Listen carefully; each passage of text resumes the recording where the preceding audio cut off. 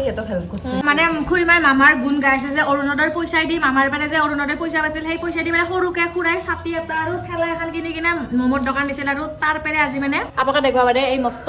ৰুমটো কিনছি এইখান এখন দোকান আৰু আগত দেখুৱা এখন দোকান আছে কি কবা খুৰীমা এই ক্ষেত্ৰত এতিয়া মামাক মই ধন্যবাদ দিছো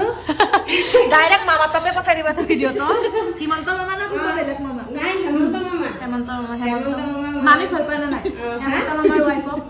ভাল পাওঁ দুটাকে ভাল পাবা লাগে ভাল পাওঁ এই অৰুণোদয় পইচা দি মই 3000 টকা দি একেলগত জমা কৰি মই মমৰ দোকান দিছিলো